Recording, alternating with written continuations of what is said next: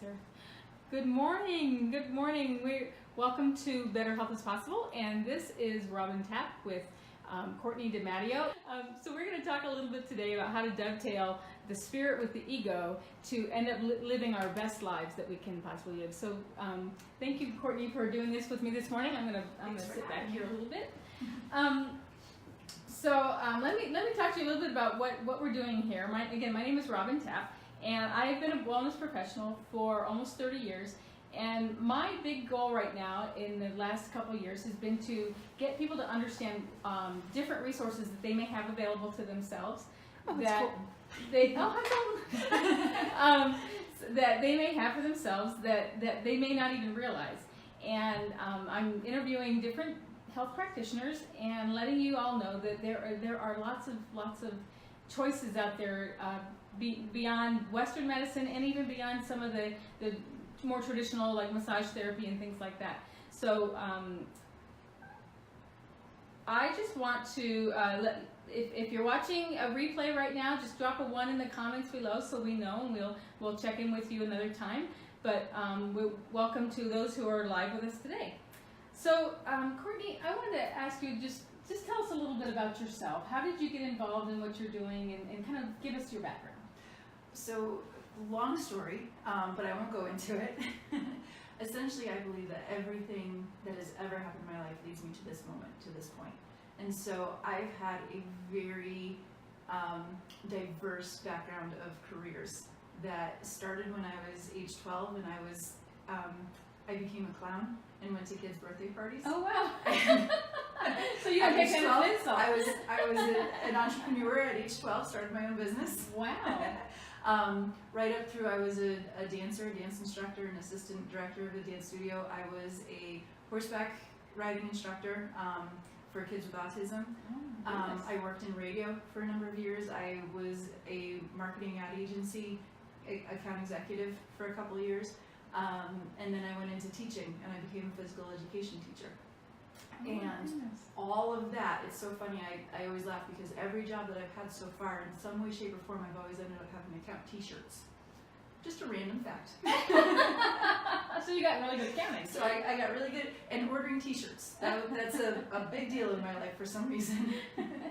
But all of that led to me recognizing that I was meant for something more. That, all of these different jobs, I loved aspects of them, but none of them actually fulfilled me. None of them really spoke to my soul. And I ended up actually in a pretty dark time in my life. And it got to the point of despair. And I was very, very lucky that I had a life coach who happens to be my aunt, who I was able to reach out to. And she picked me up. And the way that I explain it, she gave me a thread. She gave me a thread of hope. And that thread of hope carried me through until it became a rope. And once I came out of that time and I realized what she had done and how she was able to do it, I just became enthralled with the idea of being a life coach. And then, of course, I had to go through the self-doubt of, well, I'm not good enough. I'm too young. Who am I? Who am I? Yeah. Who am I to look at someone else and say I can help you? And then someone put it to me really well. They said, all you need to do is be one rung higher than the person on the ladder beneath you to offer a hand. And that put it all in perspective for me. So I don't have it all together. My life isn't perfect. I'm certainly far from perfect. But I do have enough life experience, and I do have the gift of insight that allows me to just offer a hand and help people through whatever it is they're going through in the moment. That's wonderful. And it's almost like you're a mirror for them, so you actually can give them a different perspective. Absolutely. Just like a mirror does for us. Yes. It's all about perspective. It's a shift in paradigm is what coaching is. Okay. And so we take you from where you are, and you have this idea of where you want to be, and we teach you, or we guide you through that gap to navigate that gap to get to where you want to be. Wonderful. So, Courtney, as you and I have gotten to know each other over the past 8 months or something, I've noticed that you just have this wonderful effusive quality about yourself. Like you're always bubbly, and you always seem very, very positive. So, if somebody were to look at you and just say, "Oh, well, you're just that way," Yeah. So what's your answer to that? Yes, in a way, yes, I am. I have done my work. So it took work to get here. I see. I've always been a happy person. You know, my mom calls me sunshine. You know, I was always the sunshine, the one to look for the brighter side. She described me as the one who made her stop and smell the roses. So there is a quality about me that just is inherent. But I've also had my dark times. I've also gone through struggle. You know, I've got past history of an abusive ex-boyfriend. I have past history of abusive friends, and you know, I didn't know at the time that all of those things were happening to me to make me a better person. And so that's a lot of what we're going to be talking about today, is the gratitude for even the deepest, darkest that has happened to you. If you can find gratitude for it, that is the greatest gift that you can ever have in your life. And then that helps feed into that positivity, because you know that it's, even if it doesn't feel good at the time, it's not bad necessarily. Absolutely, absolutely. Just this past year, well, last year now, I went through, for the first time in my life, I went through depression. And, you know, in the beginning of it, I was saying, why is this happening to me? I know better. You know, I've done my work, I've gone through training, I know how to handle this. And yet here I am having some pretty horrific thoughts go through my I'm head. not done yet? Go figure. And so the one thing that really kept me going was the idea that I know this is happening for a reason. Right. I know this wouldn't happen to me if I weren't meant to survive through it and thrive after it. And that's... Oh, what a great thread of hope. Yes, yeah, that's how I got through it, and with help. You know, I'm not going to say that I did it on my own. I went to counseling. I had a good friend support system. Right. You know, I had people that I could turn to, and that is so important, because none of us, we're not meant to do this on our own. We're Right. meant to turn to each other. We are social creatures. Yeah. We're What meant is to reach that out. quote? What is that quote? We're all meant to walk each other home. Oh, I've never heard that. Yeah, it's one of my favorites. Yeah, yeah. So, and I believe that too. I mean, I don't think we're meant to make this journey on our own. I mean, we can't. Mm-hmm. We absolutely can't. No, and we're not meant to, like you said. Yeah.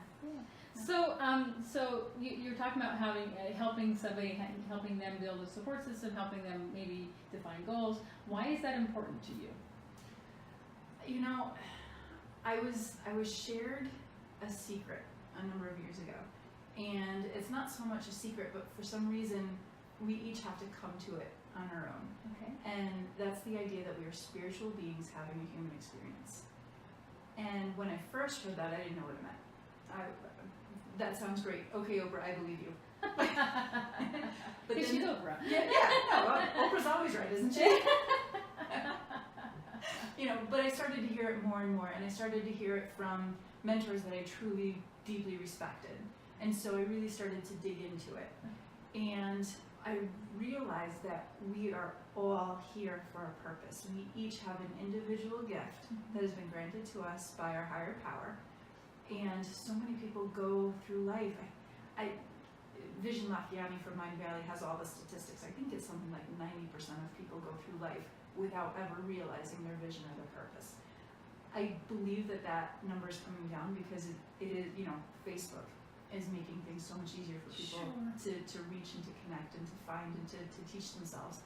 But when I heard that, I knew that it was truth. It was the very, very basis of truth, is we all have some reason, some gift to share. And it's of service. It's something of service to other people.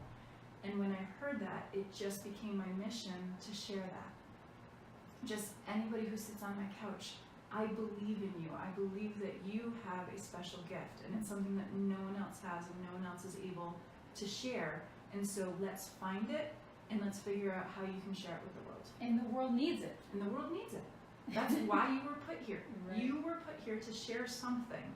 And if you don't get to share it, the world is a lesser place for it. Right. And I think that's one of the saddest things, is when you maybe go to a memorial service or something and you realize that person could have been so much more, Yeah. and was maybe too afraid or too just didn't feel like they had the resources. I want to rephrase that. Didn't feel like they had the resources. Yes. Because we all have resources inside. We all have resources in support with other people. Yeah. But yeah, it is a really sad thing. It is. It is. Everything you need is inside of you. Everything. Everything you need is inside of you. You were born with it. My children were born knowing things that I have absolutely no clue about. And it's my job to make sure that I protect, and not protect them because they don't need my protection, but to protect the space around them so they can realize those gifts that have been given to them. Right. Instead of squashing them out or, filling them with fear and telling them, no, you can't do that, and, you have a limited life, that's not going to serve them. Right. Well, that's wonderful. So, so explain to us a little bit about what exactly you provide for your clients. Essentially, it's an ear and a shoulder. Okay. And then offer guidance when they want it. You certainly can't help someone who doesn't want to be helped. Sure. That's something I pre-qualify my clients. We sit and we have a conversation, and I tell them, this is going to change you. Are you ready for it? And if they're not ready for it, that's fine. That's their path and that's their choice. And so, we part ways, and they're going to find what they're supposed to find. In the meantime, the clients who say, I'm ready for it, okay, let's go. Hand in hand together, we're going to do this, and we're going to take a deep dive into your past. We're going to look at the limiting beliefs that have been holding you back. We're going to shift those limiting beliefs into beliefs that serve you and that support you and help you grow into exactly what you're supposed to be. Okay, and so do you do that? Do you actually sit down and kind of make a plan, or is it very organic? How does that work? Mostly organic. So I do have a program that I work from. I'm a graduate of Life Mastery Institute, and so this program, it's a 12-week program. It comes with a workbook and audios and sessions with me, and we go through this together. Now there is, a script and a lesson plan that I'm supposed to follow. As a teacher, I never followed the script. So there's rebel. Well, that's where the organic comes from, because nobody has the same story, and so this program is a wonderful guideline, but it's going to trigger something that really needs to be dug into, that really needs to be talked about. And so, we go through the program until all of a sudden there's a hiccup. Right. And where the hiccup is, that's where the work needs to be done. Okay, so you use that as a framework, so to speak, and then you grow the organic on top of that. Exactly. Wow. Yeah. I bet you that makes a beautiful garden. It does. I have some wonderful clients. Yeah, well, that's great. It's great. So, could you just share maybe one or two success stories? Just Success stories? Yeah, in generalities, of course, because we know you're not going to violate your client privilege. Yeah, so. no, I do have to be careful. Yeah. I know Colton is watching, and he talks about it all the time, so I feel comfortable using Colton as an example. So Colton and I hired him first as my SEO computer guy, all that stuff that I don't know about, and you go do it. Yeah. And I think it was within a couple months of me working with him, he was working on my website and really loved the message and things that he was reading from my website, and came to me and said, can you be my coach? And okay, where are we starting? And his whole thing is his business. He really wanted to get his business up off the ground. So he had been in business for about a year, but it was more of a hobby.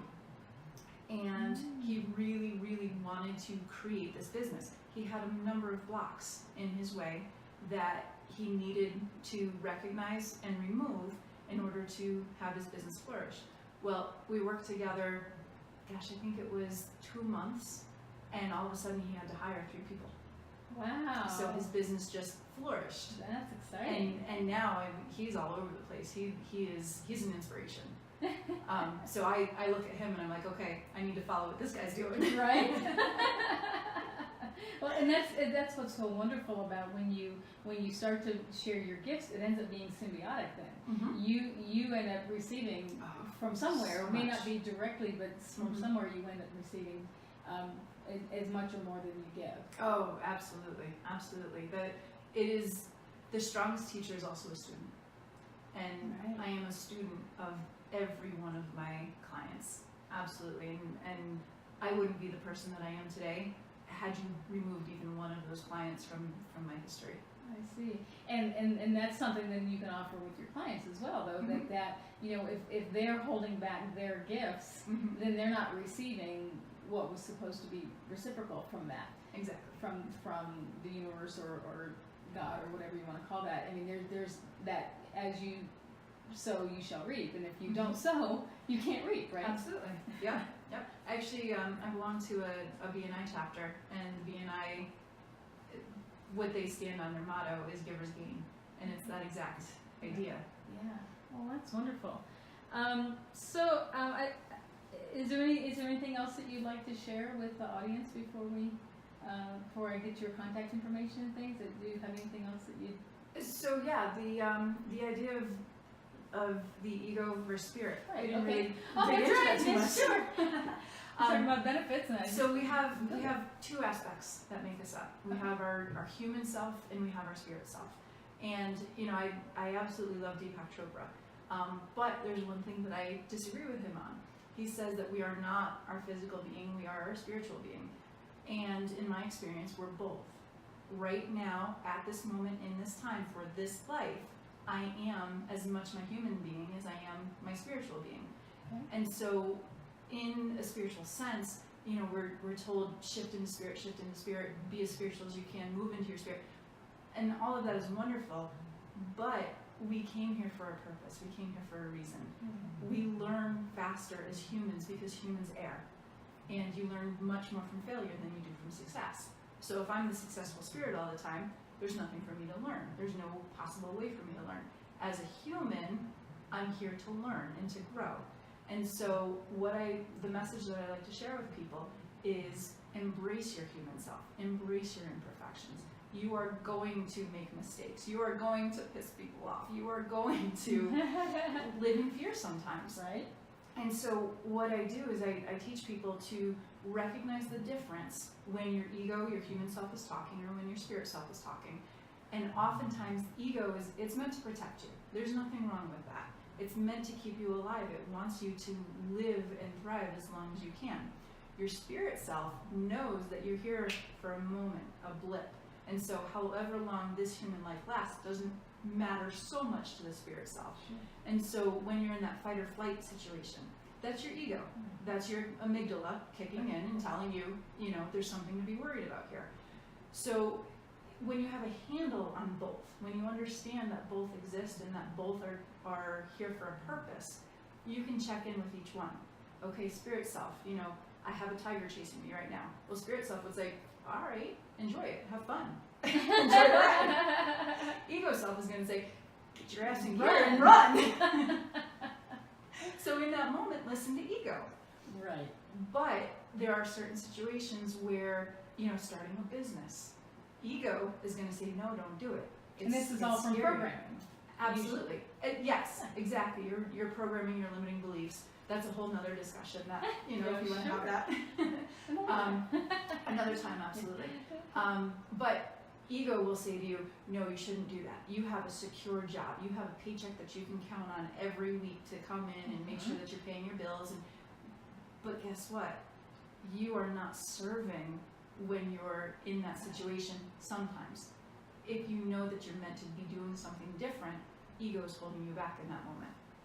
And so check in, ego, spirit, you know, which one is going to help me in this situation? Well, it's spirit. Spirit knows that you're meant for greater things. Spirit knows that you are meant to share this purpose and to have this wonderful, fulfilling life. Ego would like to keep you comfortable and contained. Right. So at that point, shift into spirit and listen to spirit. It's not about spirit versus ego. It's about understanding they work together, and you can have them work together. Anytime what we resist persists, right? Exactly. So if you're pushing down, and what a lot of people teach is ignore the ego, push down the ego, don't let it hold you back. But if you're resisting it, it's going to get louder and louder and louder. So, And it goes underground. yes. Subconscious. I Yeah. heard a statistic the other day that we have something like 10 million subconscious thoughts a day, but only 500 conscious thoughts a day. So who do you think is going to win? Sheer volume. Absolutely, absolutely, and that's your programming. That's what programming is. So recognizing, so bringing those thoughts conscious as best as possible, I see.